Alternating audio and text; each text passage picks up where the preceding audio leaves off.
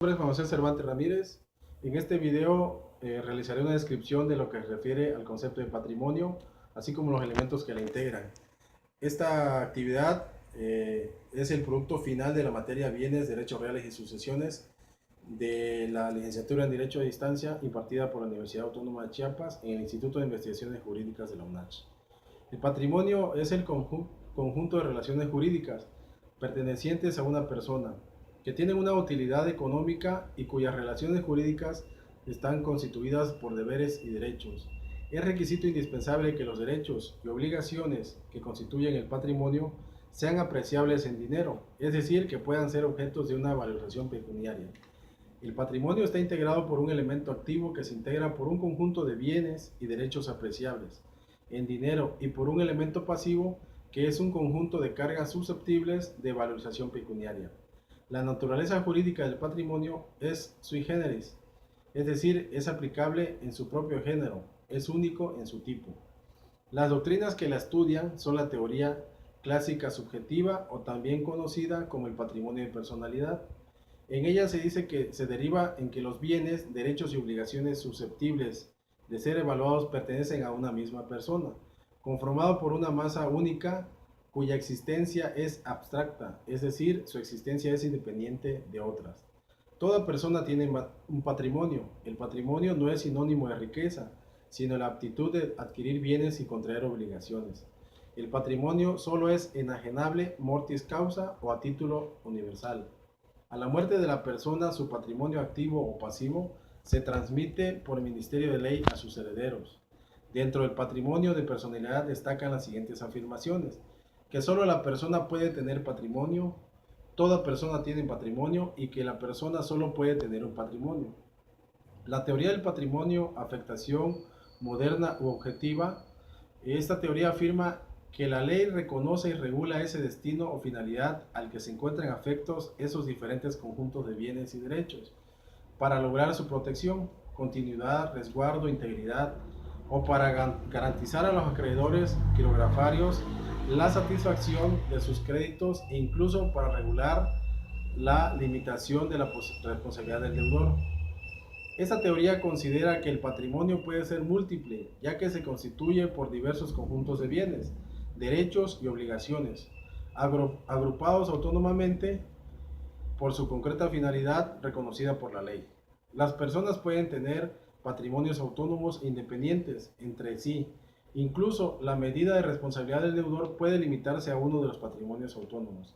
Los partidarios de esta teoría también consideran la cesión de derechos hereditarios como ejemplo de la enajenación inter vivos del patrimonio, y desde luego el patrimonio de afectación también puede transmitirse mortis causa. La razón de ser de la teoría del patrimonio de afectación es explicar la existencia de masas de bienes o pequeños patrimonios que concurren en la misma persona y los llamados patrimonios sin sujeto. Esta teoría considera que el patrimonio puede ser múltiple, ya que se constituye por diversos conjuntos de bienes, derechos y obligaciones, agrupados autónomamente por su destino económico, jurídico, reconocido legalmente. Las características de este tipo de patrimonio es que son universalidades jurídicas, enajenables y divisibles. Como patrimonios de afectación encontramos el beneficio de inventario que se da en la sucesión hereditaria o mortis causa, el patrimonio de familia, la sociedad conyugal, el caso de peculios, que es el dinero o bienes que posee una persona, los bienes del ausente, el fondo de comercio y la empresa. El derecho real es el poder jurídico que una persona tiene de obtener directamente una parte o la totalidad de las utilidades económicas de una cosa. La relación entre las personas y la cosa es inmediata, pero es necesario precisar que se hace bajo el control y la garantía del Estado. Dentro de los derechos reales encontramos a los principales que versan sobre la materialidad misma de la cosa y los accesorios sobre el valor pecuniario de la cosa. Las obligaciones propter rem se refieren a que el obligado en determinada prestación no se encuentra determinado, sino que viene establecido con quien sea titular en cada momento del derecho real, y puede ser definidas como aquellas obligaciones que el deudor aparece determinado por el hecho de ser propietario o poseedor de una cosa. Como obligación de propter rem encontramos a la de contribuir con los gastos comunes. Los derechos reales infaciendo se refiere a que es el vínculo jurídico entre dos personas. Son aquellos que confieren a su titular el derecho a obtener del sujeto pasivo una determinada conducta o prestación. Dentro de estos encontramos a las servidumbres positivas, a los censos y en la modernidad al aprovechamiento urbanístico. Los derechos reales infaciendo son aquellos en que los terceros se encuentran obligados no solo a tolerar, sino aún a hacer a favor del titular del derecho. El derecho personal es el que puede reclamarse por una persona que por un hecho suyo o por disposición de la ley ha contraído las obligaciones correlativas. Los derechos personales son innumerables, ya que las partes pueden crear las relaciones que estimen convenientes a través del principio de autonomía de la voluntad, con la única limitación que actúen en derecho. La distinción entre concepto jurídico de bien y cosa se refiere a que todo lo que existe en la naturaleza y se puede tocar y apreciar materialmente se denomina cosa dentro de estas.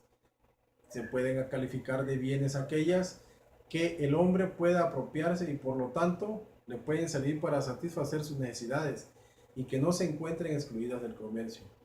Por lo tanto, entendemos por cosas solo las entidades materiales, las que constituyen una parte de la materia existente, y por bienes entendemos como las cosas útiles al hombre y que son susceptibles de apropiarse de estos. Al referirnos a apropiación, entendemos que es el resultado de la acción que nos da la posibilidad de tomar algo para sí mismo, haciéndose dueño de ella, con la finalidad de disponer libremente del objeto apropiado. Son objeto de estos todos los bienes que no están excluidos del comercio. La clasificación de los bienes. La clasificación de los bienes es en muebles e inmuebles, de acuerdo a nuestra doctrina jurídica, entendiéndose por bienes inmuebles aquellos que son inmovibles y que por esa razón son fácilmente identificables, a diferencia de los bienes muebles, que por su propia movilidad y fungibilidad son en algunos casos difíciles de identificar y se clasifican en bienes corporales, que son aquellos que pueden tocar, pesar o medir y pueden ser por su propia naturaleza inmuebles o muebles. Los bienes incorporales son bienes inmateriales intangibles, es decir, aquellos que no pueden ser tocados, medidos o pesados, pero que representan un valor pecuniario específico en el patrimonio. De acuerdo a la legislación, los bienes muebles son susceptibles de apropiación, todos los que pueden transportar de un punto a otro sin menoscabo de la cosa inmueble a que estuvieron unidos. Son inmuebles las tierras, las casas, los edificios, los caminos y todo lo que se encuentra adherido al suelo.